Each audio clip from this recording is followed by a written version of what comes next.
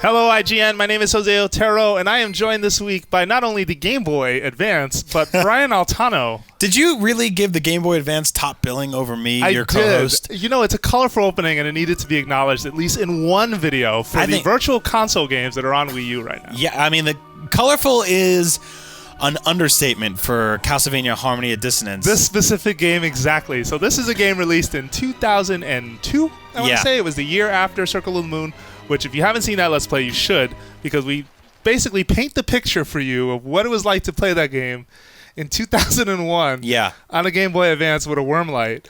But in 2002, things are different. Yeah, they're making up for the fact that you could not see the game before it. So this game is neon as hell. Look how troned out this is. Look at this bat. They're like, you see that bat? Okay, if you don't see that bat, we're putting a blue outline around that bat. Hang on, we gotta see the bat again. There's also the red bats that fly in at the start that are just like laser bats all over the place. Where Circle of the Moon is an interesting Castlevania, post-Symphony of the Night Castlevania that takes a lot of those ideas and repackages them. Harmony of Dissonance is a reaction. It feels like a response to Circle of the Moon, because the one complaint among everyone is I can't see it. So what did they do? So Juste Belmont, that's who that is. Juste. I think that's how you say it. Juste. Joust? Juste? Joust? The Belmont is his sprite is big. Outlined in blue. Yep. He starts on a watermelon. Yeah, like he also has like very quick like slide forward and back with his whole trail going behiund him. Yes, and everything. You see this very visible trail. At one point in the game, I think he holds up a sign that says, "Can you see me?" So look at that! Look at that jump! You got to watch this. Oh man! So so as you can see for this one, the Castlevania series, even the items are outlined. The Castlevania series has reused sprites a lot. This one actually had some new ones, at least from Circle of the Moon. They were very different. Like the skeletons we just saw a minute ago are different than here, but everything is. Basically, it's got that classic video game, like when you're playing a third-person adventure game or action game, and there's a ladder and it's glowing blue, or there's a door and it's bright red. This game does that left and right. It's all over the place. Yeah, and it was probably a response to, hey, we didn't have a backlight. I mean, it's now known. We should have mentioned this during the Circle of the Moon Let's Play, but Circle of the Moon was made without really knowing what the Game Boy Advance was finally going to look like. It was finally going to be, right? Like the question of if it was backlit or not wasn't on the developer's mind. So they just made the game they ultimately thought they wanted to make. And what they ended up learning was, oh man, we needed a backlight. And so it feels like with Harmony of Dissonance, once they had a better idea of what the hardware was going to be like, they made a game to then tailor around that. And that's not to besmirch Circle of the Moon in any way. I feel that game has challenges for different reasons, like gameplay challenges specifically. But Harmony of Dissonance is completely the other way. The pendulum swung the other way, and to some extent, it's a better game. To some extent, though, it's still not my favorite GBA. I was saying that the pendulum swung, and also the pendulum was a disco ball. Covered in pink spray paint. Yeah, you saw when I got hit or when I hit him, he went like green for a second. Yeah, like all glowed out. I've got to look at other games in the series and see if they ever actually went this colorful again.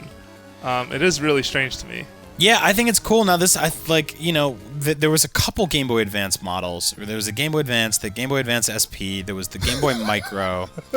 Just the second line saying the color of your soul. You're like, could you miss it? Like, look at this guy. Now in Circle of the Moon, Death right here would have been gray. He would have been dark and murky. Here, he looks like Mumra from the Thundercats. The ever living. You gotta look that up if you don't know who Mumra is. You do a good Mumra. I do a lot of voices. People don't know about that. So that is correct. Anyway, you were gonna say there were Game Boy Advance, Game Boy Color. Sorry, I didn't mean to pull. And then the Game Boy Micro. Now the Game Boy Advance SP and the Game Boy Micro were backlit. So by the time we got to play those, games like this looked even brighter. But this was an interesting entry into the Castlevania series because it took a lot of liberties, but still felt pretty familiar with what we'd been playing for years. And as we said on our last Let's Play, there was a time where we got a game like this every year or two. And it was a great era to be a Castlevania fan. Mm-hmm. And I pretty much bought them all, because even the bad ones were better than playing no Castlevanias. Or Mirror of Fate, if you know what that abomination is. Yep. That's right. Called it out. Crappyvania. That's mean. Yeah, well, I did not like it. I mean, look at these guys. They look like they're old like 90s Image Comics characters. Yeah. But so one of the systems in this game, which I'm not too familiar with the name actually, there is sort of like a spell book idea. So the spell books, I believe, are new moves. Yeah. So you get a spell book and you learn how to double jump or do some crazy dash or. Yeah, but there was like Juiced could use magic. If I'm remembering so that was the relic system actually. Yeah. The relic system works sort of the same way, where if you killed certain enemies, they would drop things that you could use and change your attributes, giving you better power or cooler whips or changing your sub weapons. And I believe there were even like some sort of like summons to an extent. Got it. Okay. So as you can see, there's a lot of areas we can't even get to yet because his run animation's super weird. Not to pick this game well, apart. You know what it is? There's really like 4 or 5 different frames in the run cycle, but if you look at the one in the game before it, there were only 2. There's basically like arm up, other arm up, arm up, other arm up. And here he's like, this is always a weird one because they just made him run against the thing. Whenever you have to push something. Looks like he's wearing Converse shoes too. Yeah, no, it is a little too colorful, but it's still a very solid Castlevania. Another big castle to explore. If you're unfamiliar with the post-Symphony of the Night era, essentially, once Symphony of the Night established that, like, hey, the castle is actually a really cool place for us to... Oh, wow, he got roasted. Yeah, he got wrecked. He did. To sort of do exploration and combat in. It almost felt like every game after it really tried to nail it and understand like what that game did. And in a lot of ways, each one in the GBA era brought different ideas to the table, but ultimately I still feel that Symphony stands out, although the game after this one that we're going to do next, Aria of Sorrow, is a whole other beast. So we actually got the ice book. Let me see how to activate that. Do you remember? I'm kind of rusty. It's been a little... Just try going back into the settings. Okay. I think this was the first... Game Boy Castlevania to have different scrolling backgrounds too. Okay, so when combined with a sub-weapon... no, I think the other one had scrolling parallax too. Oh, really? Yeah, Circle of the Moon I think has it in some places. Yeah, just maybe not used a lot. So when combined with a sub-weapon, user can cast many ice spells. So let's see how this works. And there we are. Get iced. Nice. So that's definitely different than just throwing that on the ground, right? Yeah. So now it's changed, separate attack, and it's the same input, right? So it would be up B if you're unfamiliar with Castlevania, or up item depending on up attack. Sorry, depending on how you lay out and play. So in case it wasn't mentioned, these are on the Virtual Console right now. All the Game Boy Castlevanias are there. These are all produced by Iga, the gentleman who is credited as one of the main influencing designers on Symphony of the Night, which is an excellent PlayStation game if you haven't played it.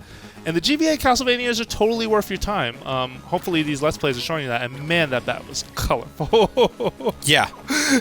Unbelievable. You lit off like a Led Zeppelin laser light show. Yeah, there he goes. Oh. Look at those bats! Are you kidding me? They're like, yo, you notice the bats? Even the bags of money are bright orange. Yeah, no, it's true. I will say the boss fights also in this game, large, like really strong, powerful, like really, really cool stuff. Even that map. Yep. You get it? This is where you are, Jose. Get it? All right, let's go in here. I think this is a boss fight. I might lose, though, because my health is not doing so hot. Oh, I got a potion. Okay. Well, look to your left and right. Maybe there's a save point. I love all like the sprite work. Okay, wait, what is this place called? Oh, I missed it. Okay. And you'll never see it again. Yeah, and you'll never see it again. You'll never see that in a million years. Okay, this is the same place. Look at this. Oh, Medusas. All right. Well, unfortunately, we weren't able to show you, boss. But what we will show you is one more Let's Play where we actually sit down to play my favorite of the GBA era Castlevanias, Aria of Sorrow, which takes place in the future. Brian Altano, the future. How do we do that? It's a fancy thing. Well, first we end this Let's Play, but let me equip this bandana. Sometimes I wish you could actually see the thing that you're equipping, by the way. Oh, and there were other types of whips. Oh, like actually see it on your character? Yeah, like just see him with like some Hulk Hogan style. What JB's bracelet looks like? Yeah. All that JB. Anyway, for more Castlevania Let's Plays, keep it right here at IGN. Jesus Christ, this room is colorful!